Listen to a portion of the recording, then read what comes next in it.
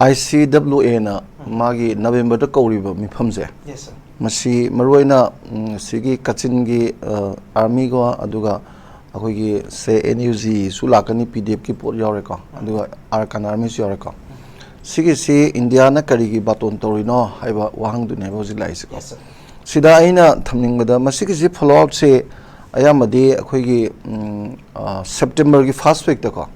Akoina mapan gi moigi Thailand gi khabada pabda di that is 5 September na. Sida akoigi China gi moigi foreign secretary Wang Yi se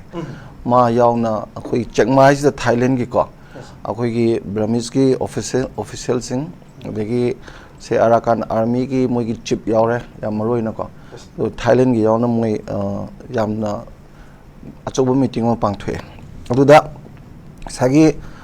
Indonesia lawri step sisu China gi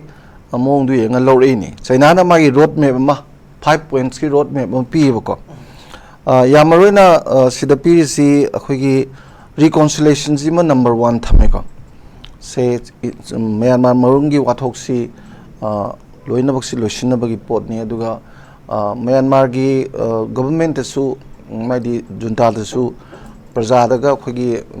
aerial bombing atoba adegi miyam mangan tan bai pot su khara dum ningsingi moina ko aduga anisu da democratic kano se yamna democratic lambi sida porna bagi sigi magi kano simapi transition of democracy na hojilai ba Myanmar gi pot si democracy the transit tawna bagi pot amasu pi sina yamna sangba pi senda khoi stability leini haibagi matam sang leini haibagi pot chu thameba aduga magi kano sida khoigi bottom line si semarwena khoigi China na Myanmar da warning to bugumni ko mahai si Southeast Asia gi ASEAN members tarase sigi family sida akai ba pi ganu aduga mapan gi any European powers in se sigi intervention si to we are na yam phajana thame for intervention si soya adre aduga sigi si mayam ji thamaga China na Myanmar da concern or is Canada musie thadoga 1300 kilometers si China ga leminari ne bako aduna sigi si meeting sida yamna interesting obadi Arakan army gi masagi chief sida press kano interview mi yaweba aduda India context suma adum hangbada mana khumbasi China or India or adegidi leibus India di ASEAN gi kano ni dana khoigi permanent dialogue partner ni dana ko America zu oi ada hojik se India gi foreign policy ji magi national interest se khoina kitang phasana yeng kan da khoina di ek is policy ga ji miraj khoigi sen thungi kai kai yam ui dana ko ado India gi di mai mieng ji khong ji strategic cooperation do in a sat kreba okay sir strategic cooperation that means ASEAN members may am jing jiga ju say Chinese factors in a India na khonjana bhona baka yes sir yam successfully changja lai ni si ju changjan da biya ka maram de ASEAN members da yar ba jing sida India gi ano saba missile mayam ga yon bagi wari mayam khangnari sine ba adagi masi besides that masi matakta Australia Japan aduga South Korea moisi American strategic partner in permanent moising siga ju mari yamna phabagi pot lai Singapore gumba nuksi no da baje China ga sigi je loina khomjal lai somda China na mu India da akoi bada India da lai lam mayam se Bangladesh hoigera de Sri Lanka hoigera Nepal hoigera Bhutan hoigera loina China na di tinsal idana ara China na si tinsan gi ba han manina sigi politics ju tawre si magi state strategic corporation gi yam chawa pot amaneba ada hojiki aina haijaiba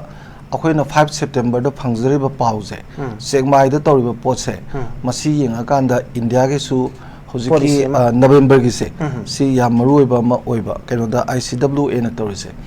ICWA ji yam thina kaino ne yamna kari haitare yamna powerful oiba adagidi akoigi research yam phajana koi constructive research yam toba India ge di for the nation of India atangba institution neba aduna sigi pot lawre sida aina aigi assessment da aina miraj khanjabadi ko kaido bugi sida yawriba organization se MNDAA hairoko maramdi magi Myanmar National Defense Army se Association of Army si adagidi TNLA haisi asagi tang duneba tang National Liberation Army yawriba ade Arakan Army AA yawrise three brothers na hoji any PDF ki manung de alliance toriba organization myam se si Arakan Army de makhut kok non mangak taneba because of this Arakan Army's power hoji mana kangiba lamja to gabe chaw ada India ki di aina khanjabada ko India ki di amo hoji India da khwai gi maru warisi asai besides the strategic corporation ko khwai di maru warisi Kaladal project si yam drabada $400 million sanga tawgi base masidi India ne anyhow success hoy de ba deba and hoji construction jo overall loy ram ne ba aidi sidweda jahaz thungwe ba ne ba kalta de pochei puro lak pase ado phasna development le ra ne ba adu da irang sina maram oidana irang ida khoi sina te ko Arakan Army na loina maksi paisal pasi da upai lekta dana even akoi hold officials rengun da le ri tham khai mathak oire ba loi sip to re ba adu si mayam jingsi yengaga hariba three brothers masi India na loina bada India gi Kaladal project success oeba sir now yam ten question na sa de gi hangjo ge sar perspective da logjo ge hojik se international news agency me am na phongwa paw gi style ji ga India gi national news sing ji da phongwa ko style ani ji khar khe nei international news agency na question to area am khak lei government of India na ai ko gi lo na amasung phong na Burma gi lal hobusing da mating pangi have za now hojik se masi ifong phongdora bra haibe gi question ji ne merdi hojik Myanmar gi government sida handa India gi national security advisor Ajit Doval sa lui basa the government of Myanmar sida hojik thammi ba moina level to university in any way hojik any of the sigil lal homu apse gi wari charo mer they are terrorists national unity government se moina recognize to de terrorist kai wari chana ba yaro haidana junta government hari ne ba now hojik si India gi top thinking body mana hojik obviously haying Jaisankar na chair to babu yai ba to way subject to correction but that can be also possible adu ki situation ama da moi invite to bhai za Delhi da sir kamai khale sa si question se Jaisankar si loi khanga to ne ho sa na chair lo bolo do to kro bo ko ICWA ju influence to ni da sidi masana ta ne di China ga India ga se hari bula long me ju munari ne okay kai gi munari no da 1300 kilometers sangba ko akoi budi akoi ga moiga thangna budi 1640 adu gai le ko ala sigi sida kaino da kaigumba Myanmar sida democratic process to tawga democracy la ju moi je federal structure gum lak to male ba ai lam jing je autonomy dum lai gi do male ba isa adugi ai second round lak take sa logic predict to ba je adugi nangi question du da aina haining horisina kaigino da sigi maruina India na yam kanna support to loina bang nate ba PDF ki alliance loina bang nate ba se CDF yam bhajan tawre yes amaya PDF ba na CDF ne besi takan tawre se Arakan Army it's very important sagi Kaladal project ki Arakan adegi CDF sina yam thina maru horisina counter insurgency gi ne ba okay CDF ka akhoi se le ku ki ga amatani dana ko